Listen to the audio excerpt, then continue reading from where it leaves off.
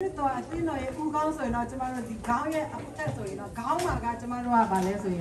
แต่แค่ยี่จีอะไรเนี่ยเราเนี่ยอัพเดตสุดเลยนะข้าวเนี่ยถ้าไม่ทราบว่าภาษาเดีเนาะน้าเท่านั้นเนี่ยยี่จีเนี่ยไปเนี่ยอารมณ์ก้าวไม่เช่นเนี่ยแค่นี้เนาะก็ใช่เอาไว้ดิฉันซื้อตาเพตาพารุตากิชมกินเนาะไม่ก็ใช่คลิปนี่ไม่โคตรเนาะกิชมว่าโคตรเนาะไม่คลีนนะคือก็ตาติดพาติดอะไรอะไรดูรู้มันเป็นเนาะโคตรเนาะเนี่ยสิ่งที่บัวเนี่ยเนี่ยสิ่งอะไรจะมาดูล้านชาวอีกเขาลงมาไต่บัวเนี่ยที่เนี่ยเราก็ก้าวมาเช่นเนี่ยအတိတ်ပဲရပါလဲဆိုရင်ခေါင်းမှာကအားလုံးကအရေးကြီးနေတဲ့အတွက်ကြောင့်မို့ပြောချင်တဲ့အတိတ်ပဲကကျမနားလဲရတာဒီရဲ့နှုတ်ကပတ်တော်မရှိရင်ကျမတို့ကဘာမှလုပ်လို့မရဘူး blind ဖြစ်တယ်ဆိုတဲ့သက်ကမေကဒီလည်းပကလေးရတဲ့ခါနေပမေကခီမီတီဝနေဘလော့ကီတီလောတိုင်တော့တဲဝနေမေကဒီလည်းခရီမေဒါကိုကိုနေနော်မေတာရီဒုကိုတာကိုနေနော်လီဆော့စကီဒဘေမေဒါတာရီဒုတလပတာဟိုမူနေနော်လီဆော့စကီဒဘေမေတ္တပေါ်ကဘာတော့မေတ္တမှာပါနေပကမေဒါပွာလဲဥတော့ပွာနေလို့ဒီခွာနေနော်မတော်ဟိုဒီတရေကားလေးဘာတွေကြည့်မယ်ဆိုခေါင်းမပါဘဲနဲ့ပို့ပဲလမ်းလျှောက်တရေလေးလိုဖြစ်နေကုန်းကုန်းကနဲ့ဘယ်သွားလို့သွားမှမသိလမ်းတောက်တယ်ဖြစ်တာပေါ့နော်ပကချိပါဝါရတေပရတာမူနေနော်ဘာကွာပညာပါနော်แต่เต็มเลยที่ผ่านตัวว่ามือเราพูดว่าคือไม่รู้ว่าเนี่ยอาหารแพ้ไปตัวที่แบบนี้อาหารพูดแต่ละตัวรู้ว่ามันเละแพ้ปากแต่แพ้กันเลยยังลงเนาะซาลันเตียตเสก็คุณยอดซาลันเตียงามากันนกบัดตัวดีฉันชิมามีปัจจัยฉันลังกี้をลิ้นสิเลยจะมาเราอย่าบอกว่าแต่ตัวลิ้นสิละนกบัดตัวဖြစ်တယ်แพ้สิเราไปอยู่บนนี้เดินนะนึกเลยใส่นึกทานเดียวเลยนึกเลยทานนี่ไม่เดินไปเขาก็หรอว่ามีน้ำมูลเดียวหรอจะมาเราอย่าเนี่ยเราเนี่ยนกบัดตัวมียามเลยผมเนี่ยคลีโปรเจกต์ไปผมบ้านที่ว่าผมบ้านที่ว่าใส่อย่างลืมท้าจะมารู้อย่างน้าเนี่ยจะมารู้อย่างน้าเนี่ยบ้านเลยสิจะมาโลกอายาวมาจ้าเป็นคริสต์ရဲ့စကားကိုကြားတတ်ရမယ်ပဏာတိရဖိုင်နေနော်မောတိပပနာဝထလာတက်လို့ဒီမေခွန်ပပနာဝဒါကစခရီအဝဲရလေးကလို့ဘာလို့ဆိုခရစ်တော်ပြောတယ်ငါနင်တို့ရဲ့ဥကောင်းဖြစ်တယ်ဆိုတဲ့အတွက်ကြောင့်ကျမေဂီဒီလာကစခရီတေဝဒါနော်တာဝဒါပြမေဝဒါတာမေဝဒါသူအခုလောပြီးတော့နှာခေါင်းကျတဲ့ကျမတို့အသက်ရှူဖို့ဝင်ဖို့အသက်ရှူခြင်းတာလေအသက်ရှူဖို့ရက်ဖို့ကလည်းဘုရားရဲ့လက်ထဲမှာပဲဆိုတော့ကျွန်တော်နားလည်ရတယ်ပဏာပတကာလပကပါတိရဖိုင်နေနော်ပတိညာဝလတက်ခလနိုရလကစားရစီဘူးနော်အဲဒါမို့ဒီမှာချစ်တဲ့ညီကောင်မောင်နှမတွေကျမတို့ခရစ်တော်မှာပါနေကျမတို့ခေါင်းမရှိဘဲနဲ့အသက်ရှင်တကယ်လို့ပဲဖြစ်တယ်ဒါကြောင့်မို့ကျမတို့ရဲ့ဘဝတက်ကမှာကျမတို့စမ်းစစ်ကြရအောင်ငါကအုံနောက်ကငါရဲ့အုံနောက်ကလောကအရာကိုပဲစဉ်းစားနေတာလားခရစ်တော်အကြောင်းကိုပဲစဉ်းစားနေတာလားခေါင်းမှာရှိတဲ့အုံနောက်တွေလက်လုံးတွေနှာခေါင်းတွေပါးစပ်တွေနားတွေကိုဒီနေ့ကျမတို့စမ်းစစ်ကြည့်အောင်စမ်းစစ်ကြည့်အောင်ပဝဲနာယာတိတပါနော်ပါစုကေနကေတာတိတပါတော့ပွဲလက်တိုင်ရောဒီလိုနော်ကစခရီမေတူအိုဘာနေနော်မေပတချိုတကမာတာဒီဝဒီလေတော့ခေါ်မေပကချိုမိုပလက်စကောဝဲရပဆိုမိုရကစခရီလေးစကောတော့တာတိတပါဒီဘလောလေပကပါတိမိုလောကတာနော်ဒါကြောင့်မို့ကျမတို့ယုံကြည်သူလို့ပြောတယ်ကျမတို့ကယုံကြည်သူလို့ပြောတယ်တကယ်ယုံကြည်နေပြီလားဘယ်ရာကိုယုံကြည်နေတယ်လဲဒီနေ့ကျမအနေနဲ့ယုံကြည်ခြင်းနဲ့ပတ်သက်ပြီးတော့ကျမအနေနဲ့အချက်၃ချက်ခွန်အားပေးမှာဖြစ်ပါတယ်တော့ခုနေဘဝနာယတိတဖပတဲတာလမ်ပစုကိနာဂေရာမေပစုကိနာဂေတာမဒူလေမေကပကသမီသမလောကေပတာလောတီလောဆဲလုမေပစုကိနာဂေတာမဒူလေနီနော်ဘာခတာကေ30ယကေတော့အဝဲဒီတိနော်ပတာနော်ငါခရစ်တော်ယုံကြည်တယ်ဆိုတော့ယုံကြည်ခြင်းတစ်ခုလေးနဲ့ကျမတို့မပြီးပါဘူးတဲတယ်ပတဲလို့ခေပနာကကဆိုင်ပနာခရစ်ခါတဲ့နီတဝီဝဲနေပါကျမတို့လောကမှာနေတဲ့အချိန်မှာကောင်းကြီးရဖို့လည်းလိုအပ်တယ်ဖဲလေပုံဖဲဆက်တော့လေဟောက်ပလတ်ဆက်တော့ဒီနော်ဒီတော့ပကဒူနေပါတာကချိုဝါနေမေတာခလာရေဒူပါစီပါနော်ဘုရားကတင်တဲ့ကျွန်တော်အကောင်းလုံးပြင်ဆင်ပေးပြီးသားအဲ့ပြင်ဆင်ပေးပြီးသားတာကိုကျွန်တော်နားလည်ဖို့လည်းလိုအပ်သေးတယ်ဘဝနာယတိဖာကစားရကတက်တော်နေတာတက်ဖာပေါ်ဝတယ်ဝလောပစဒနာကေကစားရကတက်တော်နေပတာဘဝတိဖာဤအရေဒူမာလေပကပါပိညာစပေါ်နေနော်ဒီအရင်မကသေးဘူးကျွန်တော်တို့တနစ်ကောင်းကင်နိုင်ငံပြန်သွားတဲ့အချိန်မှာလေတရားသခင်စီမှာကျွန်တော်တို့စုတလည်းပူယူဖို့လည်းကြံသေးတယ်တကာဒီဘာမကိုဝတနီလဘကေစုဝရမခိုဘောမွေနေနော်တက်တက်တော့ခုတ်လိလောကဝရကဆိုင်စုကတော်ပါနေဘဝတိဖာနေအလောလပကပါကေကြီးစကောဒီနော်ဒါကြောင့်မို့ကျွန်မအနေနဲ့နံပါတ်1အချက်အနေနဲ့ဝင်ငါချင်တာခုနဖတ်သွားတဲ့ကျမ်းချက်အတိုင်းပဲအဖက်ကန်ကြီးနဲ့အငယ်8မှာကိုမှပြောထားတဲ့အတိုင်းပဲယုံကြည်ခြင်းအဖြစ်ကျေးဇူးတော်ကြောင့်ကဲ့တင်ခြင်းတို့ရောက်ရတယ်တဲ့ခုနဖတ်သွားတဲ့ကျမ်းချက်တိုင်းပါပဲ มอกุดีตัวเวยปปลสินอพาราเวตุแล้วตัดเป็นนิบาตัดที่เขาเรียกตัดสุดนะแทนขันเนาะ ဒီနေ့နှုတ်ကပတ်တော်ပြောပါလေနှုတ်ကပတ်တော်ပြောတယ်ကျမတို့လူသားအပေါင်းတို့ဒီဖျားရှိမှအတည်ပြတ်ကြသည်တဲ့တညီတညွတ်ဒီလမ်းလွဲကြသည် ยกลืมทาเทวดาเนาะปัวของผู้ที่ไผ่เลยก็มาตาลีมาก็มาตาลีปัวก็อะไรหรอ ကျမတို့ရဲ့သွားရမယ့်လမ်းဆုံးကပါလေဒီချင်းဖြစ်တယ် เกลก็เตอร์ก็เป็นเลยนี่วันนั้นเราตัดที่ทุยอยู่เนี่ยหรอ ယောမခန်းကြီး6ငယ်23မှာပြောတယ်အဖြစ်တရားရဲ့အခါကတည်ခြင်းပဲ แพ้เลยรู้เมียตัวบุญเนาะตาก็มาเวยังตัดเด็บมาบุญเลยไม่ได้ตัดที่หรอ တည်ခြင်းကတင်းတဲ့ကျွန်ုပ်တို့ရဲ့သိရမယ့်အရာဖြစ်တယ်တည်ခြင်းတရားကတင်းတဲ့ကျွန်ုပ်တို့ခံရမယ့်အရာဖြစ်တယ် ตัดที่นี่มีเวนัยเด็ดพาลูกบ้านตุลุระบ้าบ้าเวดาวะหรอ ဒါပေမဲ့ယောခန်းကြီးရှင်ယောဟန်ခန်းကြီး3ငယ်16မှာအားလုံးသိတဲ့အတိုင်းပဲဘုရားသခင်ဒီမိပြီးလိုက်တပါးပြီးတော့သားတော်ကိုစွန့်တော်မူသည့်တာလောကီသားတို့ကိုချစ်တော်မူ၏တဲ့ ภาษาทนากีเนี่ยแพ้เลยยอก็ตัดสมุดชีคุนี่บุตรว่าเลยยอให้เขาโคโพที่เราเกิดพวกเขาแท้ในการว่าเลยแล้วสุกินนักยอแต่กันละนี่กันนี่บัตรมูทุยอยู่มั้ง ဒီမှာရှိတဲ့မိဘတွေငါသားသမီးကတော့တပင်းမစားရခြင်းလည်းနေပါစေငါသူများကိုသွားပြီးမှကူညီတဲ့လူရှိသလား ปัวเนาะแล้วปัวชินเอาไปที่ฟ้าแกมูปาที่ฟ้าเนาะอย่าพูดเอาว่าละบ้าอย่างเงี้ยตัวชนลูกกว่าละอาจารย์อุเรอะไรอย่าง ။ပုံမိသားစုကဒုက္ခရောက်လို့ပဲတေးရလို့။ငါသားလေးသွားအသေးခံလိုက်မယ်။ငါအသားကိုသွားပြီးမှသူတို့အတွက်အသေးခံခိုင်းလိုက်မယ်ဆိုရင်မိသားစုလေးမိဘတွေရှိမလား။မရှိဘူးနော်လောကကြီးမှာ มูปาที่ฟ้าปกติพวกเขาพูดเรื่องตัวเราบ้าก็บ้าแค่เราก็บ้าตีเราแต่เจ๊ยังเลยตู้เสียอะไรพอก็แต่เมื่อพอเลยที่เนี่ยว่าจะเนี่ยปัวมูปาที่ฟ้าเป็นที่บ้านเราบ้าเราเลย ။ဒီနေ့ခရစ်တော်ဖခင်ဒီနေ့ဖခင်သခင်ဒီမှာရှိတဲ့သားတော်ကိုစွန့်တဲ့တိုင်ဒီနေ့ကျွန်တော်ကိုချစ်တဲ့ဖခင်ဖြစ်တယ်။အာမင်။ ภาษาทนากีดอกบัวปัวนายที่ฟ้าสายว่าเอวเทเลเนาะเทเลพวกเขาเทตะกาวฟอนนี่เนาะที่เราเป็นนี่บ้านตั้งมูทุยอยู่เนี่ยเว้ยเฮ้เราเว้ยเนาะยูทอดีเรียนอะไร ဒီနေ့ကျွန်တော်သိရမယ့်အစားခရစ်တော်ဖခင်ကိုလောကကားတိုင်းမှာအသေးခံခိုင်းလိုက်ပြီ It is finished ကျွန်တော်တို့သိရမယ့်အမှုကိုသူပြီးသွားတယ် Case is closed ကျွန်တော်တို့ရဲ့အမှုပြဿနာတွေအားလုံးလောကကားတိုင်းမှာခြေပြီးသွားပြီ It is finished လို့ပြောပါတယ်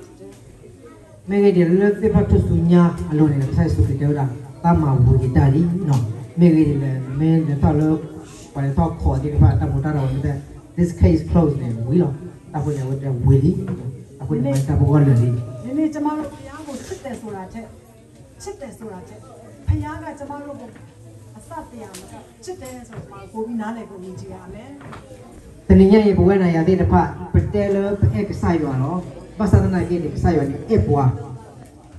อันนี้ที่พัฒนาสิทธิ์ตัวอาสาพลากยาที่พัดเนี่ยเอาไว้ไม่ตัดกันปักติญาสิก่อนเนาะ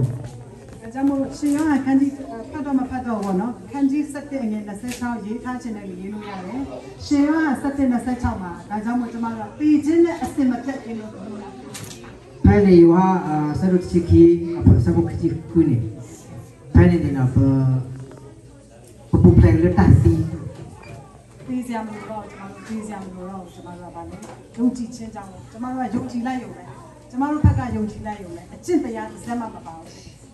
ภายในนี่เทเลเป็นหนอดขาหรอมีเลยปกป้าเกลสใต้มีก้าววัดบวยว่าเทเลปกป้าสุกินาเดียวเทเดมีเนาะ မွတ်စလင်တွေအားလုံးသိတဲ့အတိုင်းပဲမွတ်စလင်တွေရဲ့ကြတော့သူကအကျင့်ရတယ်သူကဟိုကဲတင်ချင်းရဖို့သူကကောင်းမြင်ရဖို့သူတို့မသိဖို့ရတယ်သူတို့ကဗာလေငရဲမသွားဖို့ရတယ်သူတို့ကဗာလေအားကျင့်ရတယ်မွတ်စလင်တွေအားအကျင့်တရားပေါ့နော် แล้วพอดอกบวยว่ามุสลิมที่ภายในที่เราวันที่นี้บ้านเราเก็บข้าวเก็บตับบุพเพลเนี่ยวันที่ปักเกลสระดับบอลปั๊มมาระดับบอล ဒီမှာလည်းမွတ်စလင်တကယ်ချင်းတွေရှိတဲ့လူတွေရှိကြမှာပဲကျွန်မစီမှာလည်းမွတ်စလင်တကယ်ချင်းရှိတဲ့ချိန်မှာ तू ကအလုံးလုံးနေလဲအလုံးကိုပြစ်သွားပြီးမှ तू ကတရက်6ချိန်ဆူတောင်းရတယ်6ချိန်ဆူတောင်းရတယ်ဆိုတော့အလုံးတွေပြစ်ပြီး customer တွေဘလောက်များများ तू ကဂိမ်းမဆိုင်ဘူးအဲ့ဒါတွေချထားပြီးမှ तू ကသွားဆူတောင်းရတယ်6ချိန် แพ้พอดอกบวยแพ้ที่ภายบ้านที่ตัวเกาะเรือว่ามุสลิมพอที่ภาโอ้ภาษาหน้ากีตาวันนี้เราเดินตามกว่าสิ่งของมุสลิมพอที่ภายเนี่ยเมื่อวันที่ภายเนี่ยป้าลูกปู่ทวดตาสุดตัวที่ภายเนาะแต่นี่วันที่ป้าคือป้าชื่อป้าคือวัวเลือดตาพิตามาวันนี้ตาพิตามาอาเทเทละภาษาเนี่ยวันนี้ป้าปัดเจ๊กตาพิตามาวันนี้ป้าคือป้าคือป้าชื่อภายเนี่ยป้ามาว่าเราวันนี้ ဒီ နေ့ချစ်တော်ညီကောင်ပါလို့တင်းနဲ့ကျွန်တော်တို့ကဲတင်ချင်းရပေါ်ရတယ်ကျမတို့ရဲ့အချင်းက0ပဲကျမတို့ဘာမှလုပ်စရာမလိုကျမတို့တရားတကယ်ယုံကြည်ရုံပဲအချင်းတရားအားဖြင့်မဟုတ်ဘူးသူရဲ့ကျေးဇူးတော်တက်တက်ကြောင့်ဖြစ်တယ်အကြီးမားဆုံးလက်ဆောင်ပေးခြင်းဖြစ်တယ်ဘဝနာရတဲ့ဖတ်တော်ဝဲလက်တိုင်ရောတဲ့ပြောနော်ဘလဘဝနာရတဲ့ဖတ်ဤမြေတာတာဟိလာလူတို့ပွေတို့လာထဲလေတခါဘကဘာစုကေနာကီဟောခါဒီနော်ကျမတို့တစ်ချိန်တော့ကျမတို့စာရရဲ့သားစာရရဲ့လက်ထက်ကနေစာရရဲ့သားကနေတရားရဲ့အသွေးတော်ကျမတို့ရေးဝယ်ခဲ့တယ်ဆိုတာအဖက်ကန်ကြီးတဲ့ငယ်ခုနှစ်မှာရှစ်ကိုတွေ့ကြည့်မယ်ဆိုရင်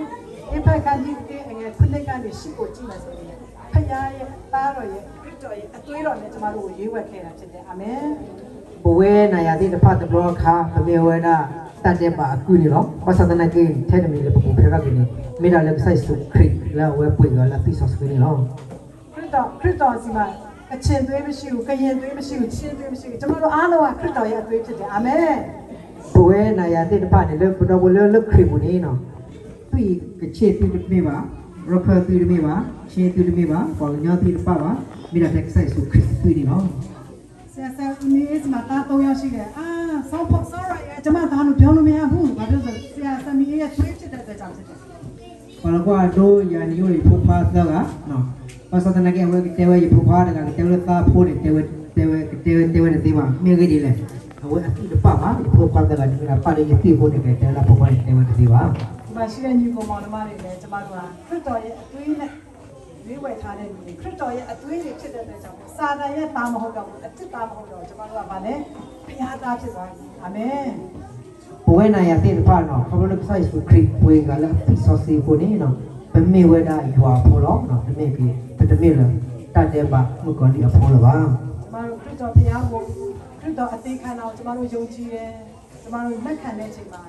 ခရစ်တော်ရဲ့အသွေးနဲ့ဝေထားပြီးတော့ကျမတို့ဘုရားသားဖြစ်ပြီလို့အားလုံးကျမတို့နှလုံးသားထဲကနေယုံကြည်လက်ခံတဲ့အချိန်မှာ personal winning တော့ automatic ကျမတို့လာပြီးမှတစိတ်ခတ်သွားပြီဖြစ်တယ်အာမင်တစိတ်ခတ်ပြီးသားလူတွေဖြစ်တယ်ဘဝနာပတ်တကလေးတကလေးနော်မေတူလို့ဆိုင်စုခရီပြတော့ဝေတဲ့ဆိုင်စုခရီအဝဲဟက်တူတယ်လေဘောတော့ပရိယာလဲသူစောစပီတူဒီဖက်ကြရနေနေနော်ပတ်တကမေတူလို့ဝဲတော့မေအော်လို့ဝဲဒီနေနေနော်အဝဲရသစောစခရီအတပ်နော်ဟဲတော့မတော့ကလည်းဝဲမျိုးတာဟောလာစုကနေကြတာမြေလာရွာဖိုးနေနော်ဒီနေ့ကျွန်မပြောချင်တာကကျွန်မတို့ဒီလောက်ကြီးမားတဲ့အခွင့်အရေးစုကျေးဇူး free gift အလကားရတဲ့လက်ဆောင်ထာဝရဘယ်တော့မှမပြောက်ဆုံးနိုင်တဲ့เนาะအသက်ရှင်တဲ့အရာကိုကျွန်တော်တို့ရရှိပေမဲ့လည်းဒါပေမဲ့ကျွန်တော်တို့ပတ်ဝန်းကျင်လောကကြီးမှာကြီးလိုက်မယ်ဆိုရင်မယုံကြည်နိုင်တဲ့သူတွေလက်မခံနိုင်တဲ့သူတွေညောင်များစွာကျွန်တော်တို့တွေ့ရတယ်ဘဝနာရတဲ့ဖာနော်ကဆိုင်စုခရီတာဟဲလို့တာနော်တာပွေလို့လည်းတာလူတို့ပွေလို့လည်းအတိဆောစီတခါတူလို့လီပါစတနာကေနေမေကောလဖုဘခောဘာလဲတိညာကဆိုင်စုခရီပါဘာလဲတူလို့ဒီကဆိုင်စုခရီပါစီပါဒီဝဲတာအာမနီစီကောလို့ဘုရားသခင်ကသူလောက်ရမယ့်ကဲတင်ချင်းစုကျေးဇူးပလန်ကြီးကိုခရစ်တော်ဘုရားမွေးဖွားလာတဲ့အသေးခံလာပြီးရှင်သာတမ်းမြောက်သွားပြီးအားလုံးကျွန်တော်တို့အတွက်အပီးစီ complete ဒီလောက်ပါပေးခဲ့တာဖြစ်ပေမဲ့လည်းဒီနေ့မယုံကြည်နိုင်တဲ့သူတွေများစွာရှိတာကိုကျွန်တော်တို့လောကကြီးမှာမြင်ရတယ်ဝမ်းနည်းစရာကောင်းပါတယ်ရွာလာမွေးတကအိနော်လာဖိုဒီဖာဒီတော့ကတူကလေးတက်ခောက်ကနေနော်ဆိုင်ရနေဝဲကူတာတာတော့နော်တမူလာအတားရတက်တဲ့ဒီဖာဟဲတချောချောနော်ဒီလိုဝဲဆိုင်ရအဝဲဖူပါဟဲလိုပလေတော့တူဒီတယ်သူသူရလို့တော့သူရဲ့ဆက်တော့ကူတော့ကေအိုဝဲထားဝဲပါစားဝဲဘာလို့ဘာလို့ဒီအမလက်စုကေနာကြောပါနေဒီမျိုးဒါတာလို့ပါတော့တို့ပါနေနော်ဒီမှာရှိတဲ့ညီကောင်မောင်နှမတွေကျမတို့တွေကထင်တာငါအဖေမေတွေငါရဲ့အဖိုးဖွားတွေကခရိယန်ဖြစ်လို့ငါလည်းခရိယန်ဖြစ်တယ်လို့ကျမတို့ထင်တယ်။ဘာသာနာကေပတ်နာနာကိုချုံမောဘာလဲစုကေနာကြတဲ့ဖာနော်ယာယီမိုးရပါမေရာပါစုကေနာကြတာပို့တော့ဒီကေရာပါစုကေနာကြတာစေကောတနော်တော့ချုံဝဲနေနေကိုစေကောဒါပေမဲ့မဟုတ်ပါဘူး။ဘာသာနာကေတမင်းဒီနေ့တော့ဒီဖက်ခန်းကြီးရဲ့အငယ်လေးကိုဖတ်မယ်ဆိုရင်ကဘာကြီးမတိုင်ခင်ကလေးရတယ်တင်ပြီးပါတယ်တင်ကိုမမွေးခင်ကလေးရတယ်တရားသခင်တင်တဲ့ကျွန်တော်ကိုရွေးကောက်ထားတယ်ဆိုတဲ့အရာကိုပြောတဲ့ချစ်ချစ်အာမင်ဒီဖက်ခန်းကြီးရဲ့အငယ်လေးမှာပြောတာဒီပေစ်ကိုခါအချတ်တ်စဘောလူနေဝတ်တော်တာလည်းမဟုတ်လဲတခရလပေါ်လာပုံမပေါက်သွားတယ်အဝတ်ဖူချတဲ့ဝါလီ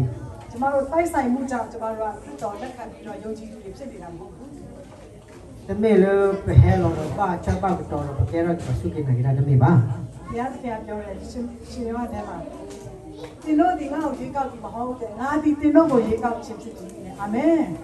ให้ในนี้นะให้ลีว่าต้องลีว่าผู้นี้เนาะเอาไว้เทวดาแต่ไม่เลยฟูเธอเตียไม่บ้าไม่ได้พอดีฟูเธอดีหรอ ဒါကြောင့်မို့ဒီမှာရှိတဲ့ညီကောင်မောင်တို့ကျမအနေနဲ့ခွာပေးချင်တာကကျမတို့ကဘုရားသခင်ရွေးကောက်ထားတဲ့လူတွေဖြစ်တယ်အာမင်ဘုရားရှင်ရဲ့ကြီးမားတဲ့အကြံစီရှိပါတယ်အရောက်စီတိုင်းပေါ်မှာ ดอกบัวเลยตั้งแต่เดือนเนาะเอาเย่ดอกแต่บิวนี่เลยก็นักษายาดูได้เดือนนักษายาเธอดีดอกไม่ใช่ก็นักษายาผู้ดอกตัดต่อพาดูเลยสุบุรีเนาะ ဒီဘက်တစ်အချက်အနေနဲ့ကျမအနေနဲ့ကတိချင်းအကြောင်းကိုကျမအနေနဲ့အနေငယ်ပြောချင်တယ်ဒုတိယအချက်အနေနဲ့ကကျမကောင်းကြီးမင်္ဂလာအကြောင်းပြောချင်ပါတယ် แต่แต่พออย่างนี้ที่เราเตะรู้เย่ดอกเทวดาแล้วเอาไว้ยังต้องเขาเองที่นี่เย่ดอกเทวดาตัดช่วยช่วยอะไร ယောမခန်းကြီး8အငယ်30နှစ်ယောမဩဝါဒစာယောမဩဝါဒစာခန်းကြီး8အငယ်30နှစ်ကိုကျမအနေနဲ့ဖတ်လို့ပါတယ် โรเมียสรุปว่าสมุทรชีแต่ตัวนี้ 30နှစ်ဆရာဖတ်လိုက်ပါတယ် ตัวชีขี้นี่ดูyaเนาะว่าแล้วอัตตาโลบะภูควาดาเวบะเนาะให้เราคุยอ๋อแล้วป่วยได้แค่ละวันนี้เฮก็โลคุยอ๋อแล้วตาแค่ละแค่สิตาแค่ละสิก็ว่าเนาะป่วยที่เลย ကျမတို့သိကြတယ်မိမိသားတော်ရေးဖို့ဘယ်နှမျိုးပဲငါတို့ရှိသမျှအဖို့ကစွန့်တော်မူပြီးတယ်သားတော်နဲ့တကွခတ်သိမ်းတော့ရကျမတို့ကဘုရားသခင်ကတော့လောကတိုင်းမှာကျမတို့ရဲ့အဖြစ်ကျွေးအတွက်အသေးခံရုံတက်တက်ပဲမဟုတ်ဘူးကျမတို့လောကမှာနေတဲ့အချိန်မှာလေကျမတို့လိုအပ်တဲ့အရာအားလုံးကိုသူကပါလေခတ်သိမ်းတော့အရာတို့ကိုကျမတို့သက်ပြင်ဆင်ထားပြီးဖြစ်တယ် แค่ในปกติบ้านเราใส่ยัว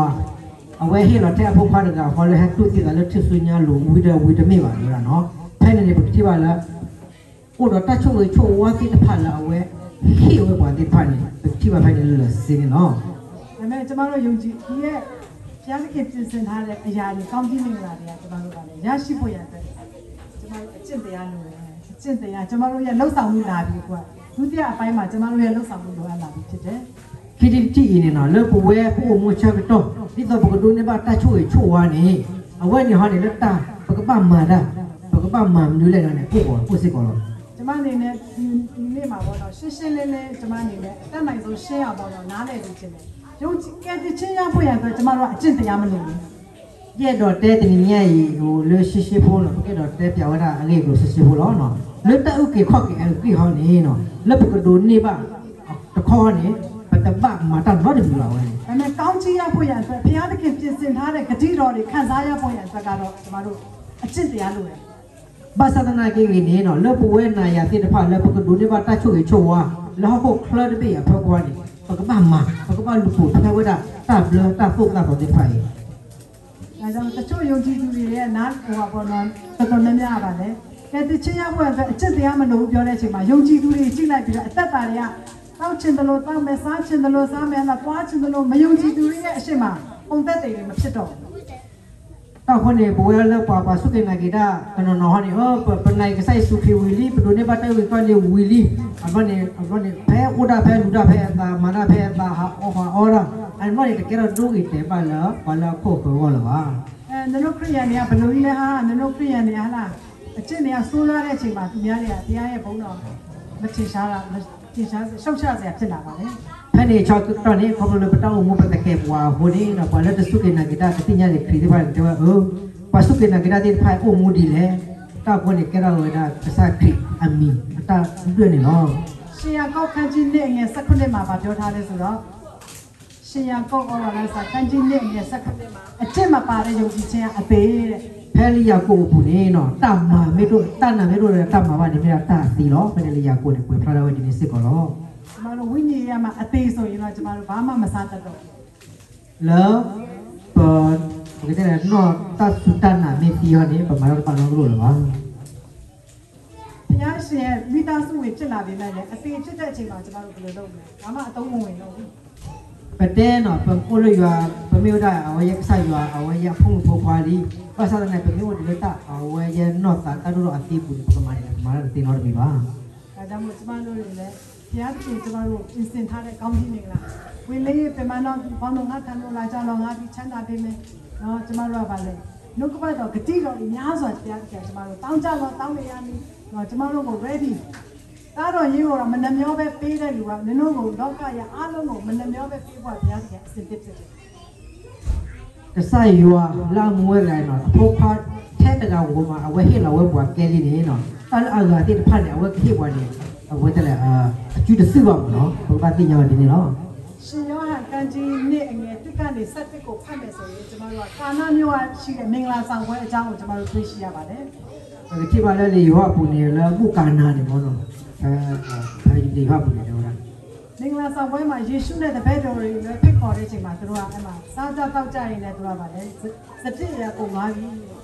အဲ့ဒီနေတာဘယ်ပို့ဖို့နေနော်ဘယ်ဝင်ဒီအော်ဒါချက်တော့နေနော်အဝဲစပီချီလို့ဝဲဘဝတက်တက်ကုန်သွားပြီဆိုတော့အင်းရှင်နေနဲ့တော့ဟလာမင်္ဂလာဆောင်ပွဲပိုင်ရှင်နေနဲ့ကတော့မျက်နှာပူတော့မယ်လူတွေအတွက်ပြိသက်တွေအတွက်ပေးစရာမရှိတော့အခန့်စရာမရှိတော့ဘူးဆိုတော့သူကအဆက်ခွဲရတော့မယ်အဲ့ဒီမူကြနေကချောဝါနမှာဘယ်တပ်ဘူးချောစားနေနော်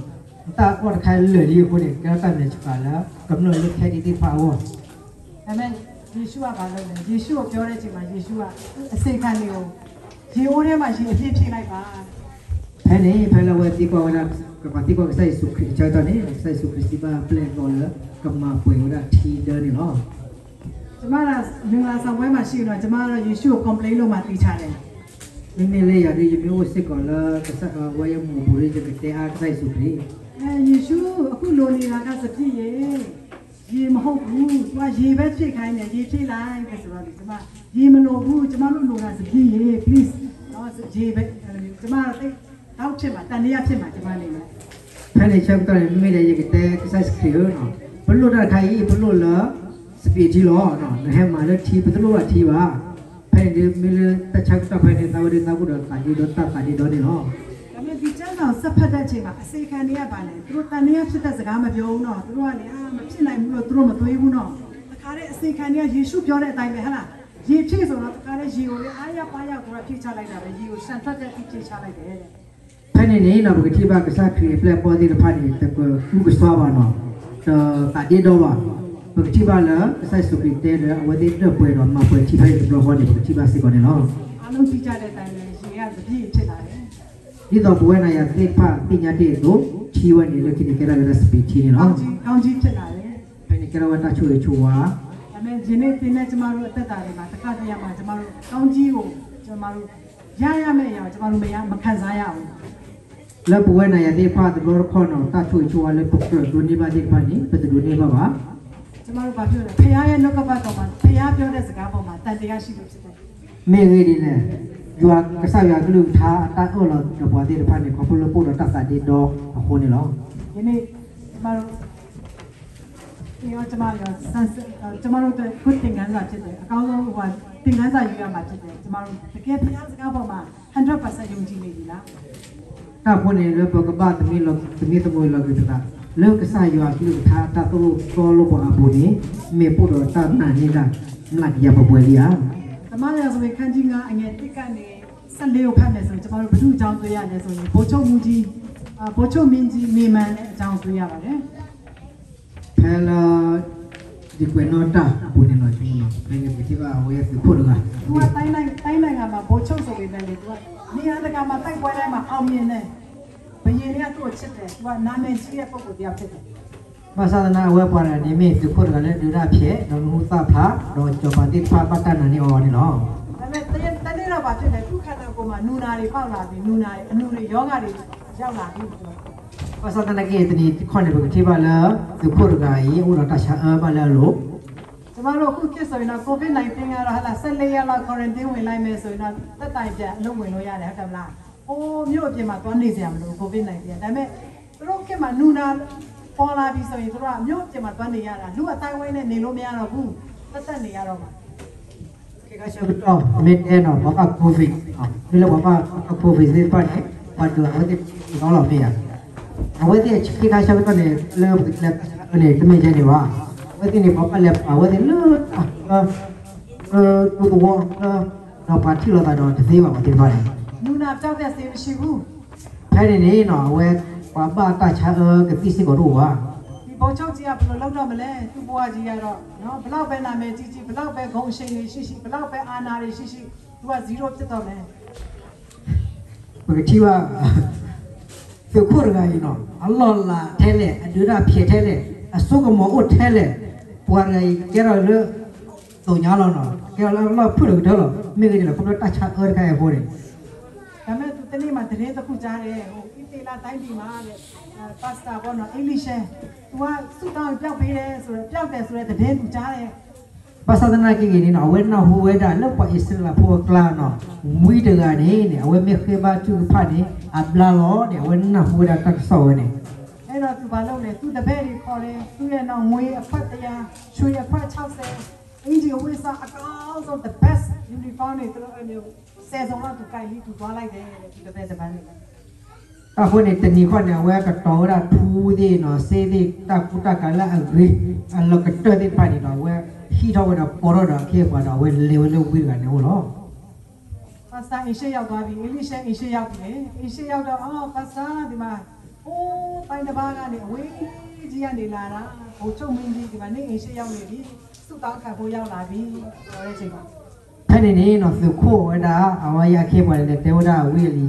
ลิชาเนาะปาเลยกระจอกอวายากว่าดูดามีมุสาพลาสุโคไรเฮติเลนฮีลีโอเลนฮีเมญาลีเฮตากีอีตอเลนก็เตบาทุกพาเนี่ยก็ดิเนาะ ဘုံချုပ်မင်းကြီးနဲ့သူရဲ့နောက်လိုက်ဟိုအစီခံတွေကမျောလင့်မှာပေါ့။ပါစတာတကားဖွင့်ပေးပြီးတော့ကဲထိုင်ကြအောင်ရေလေးပါလေးတောက်ကြအောင်ငါဆုတောင်းပေးမယ်ဘုရားဘုန်းတော်တည်ရှားအောင်နော်။အေးဦးကလေးလေးပါလေးဟောလိုက်မယ်မဟုတ်ဘူး แค่นี้เนาะก็ชมเลย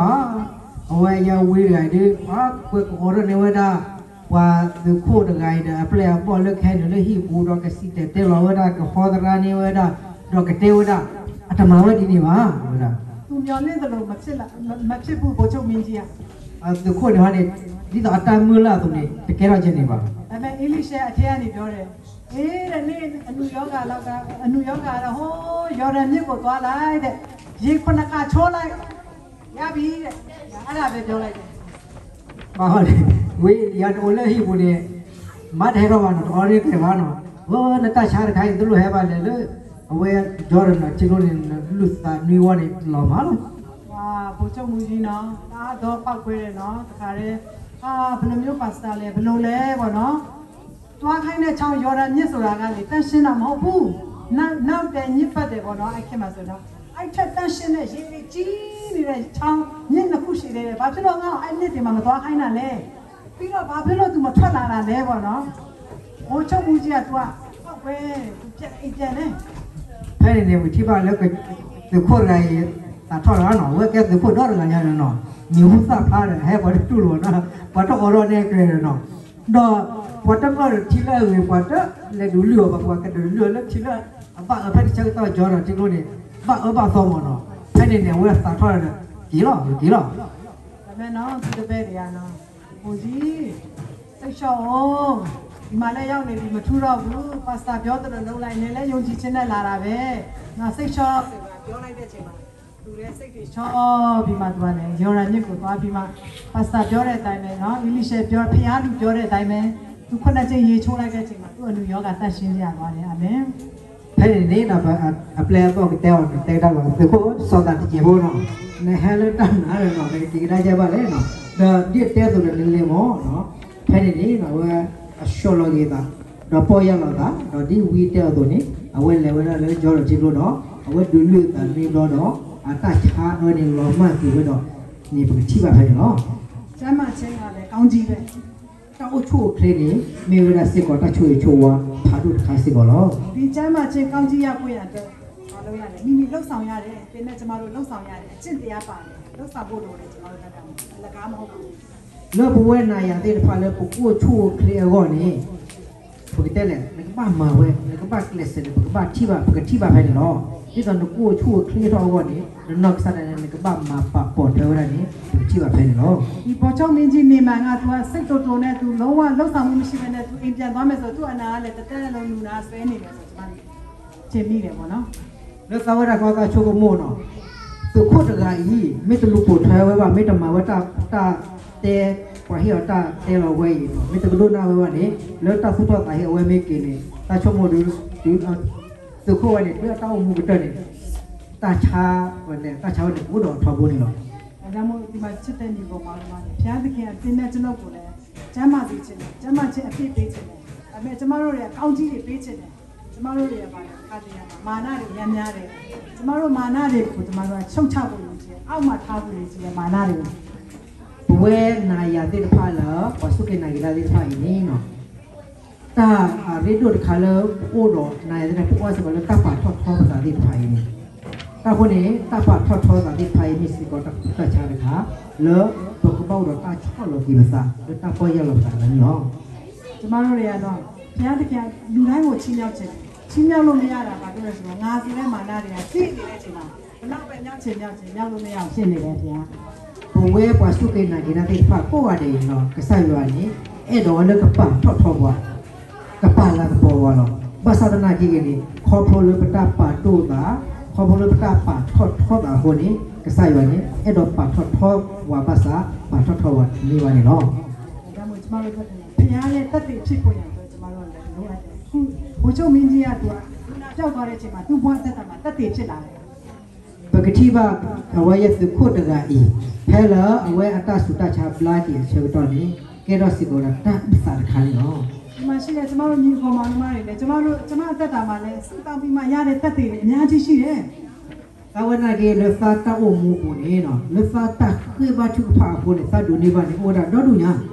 ကျမတို့တတိယအချက်နေလည်းကျမတို့ခွာပေးချင်တာကျမတို့ရတဲ့တက်တွေကိုကျမတို့ငြိမ်နေဖို့မဟုတ်ဘူးကျမတို့ယုံကြည်ခြင်းနဲ့စူတောင်းပြီးတော့ယုံကြည်ခြင်းနဲ့ကျမတို့ရတဲ့ကောင်းကြီးတွေကိုကျမတို့တတိယအဆင့်နေလည်းကျမတို့ခေါ်ရမယ်ပြောရမယ်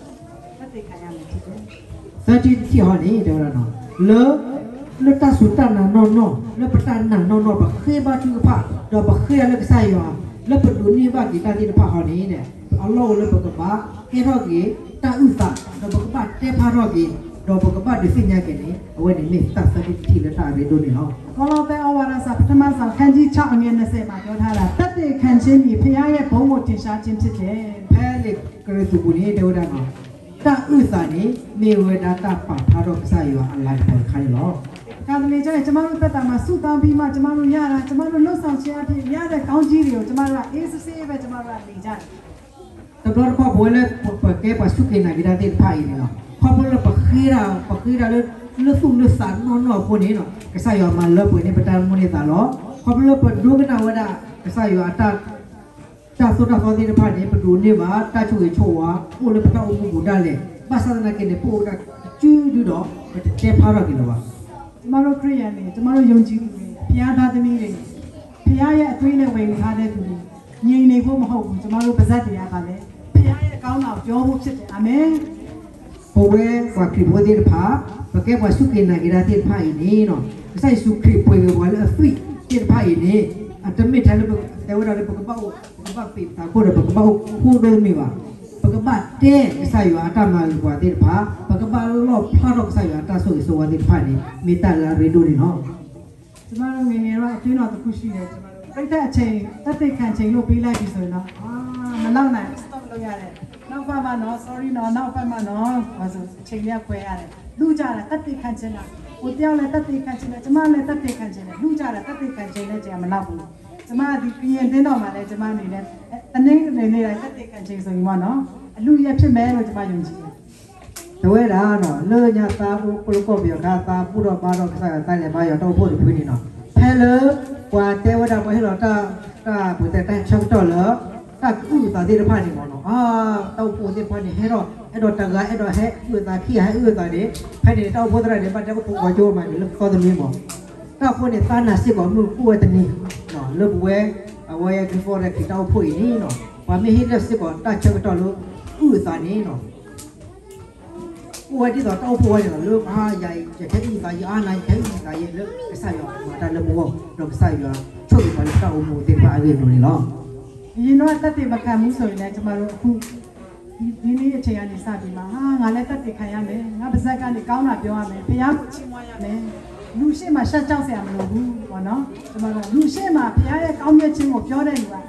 ယေရှုကပြောတယ်ငါအကြောင်းမို့ငါ့ကိုမရှက်တဲ့လူကတနေ့ဘုရားရှင်ရှိမှလည်းဘုရား ရဲ့ခမဲတော်ရှိမှလည်းမြို့ကိုဆက်ဘူးเนาะဘုရားသခင်ကကျမတို့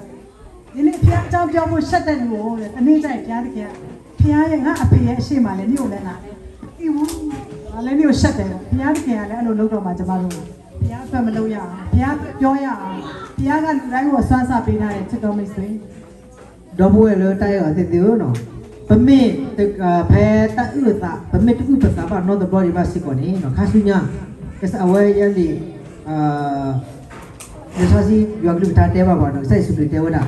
သူမေမေရှာနော်လေယူလေသူကတဲဖာကြီးကိုနော်မြို့တည်းလေပအမြညာနေနော်ဒီကတဲစစ်ပါလို့ဒီစိညာဒီပါနေနော်တာခုနေဖဲပို့မှုချုံတိုက်နေလက်ကစားယူလာအမဂိတာကစီပို့လူစုပါချိုချိုဝါဒီဖာနေနော်ပကပမေရှာလေပကပဥဒလာလေးကိုပါပကပမေရှာလေပကပတဲကစားရကူထားပါနေနော်ကစားရဟိပွားနာကဒီစုအတားဒီပါလို့ဘုရားကိုရတယ်နော်ကျမအိမ်ဝယ်တဲ့အချိန်မှာပေါ့နော်ကျမကလည်းဆမနိုရာအစားအဆုံးကူညီပေးတယ်ဒီမှာညီမနေရာတော့အစားအဆုံးတို့လည်းလိုအပ်တာအားလုံးကူညီပေးတဲ့အချိန်မှာကျမကပြရားတွေကကျမကိုအိမ်ငားတာလားအိမ်ဝယ်တာလားအကြောင်းတွေပြောလာပြီဆိုကျမကလေအော်ဒီအိမ်ဝယ်တာ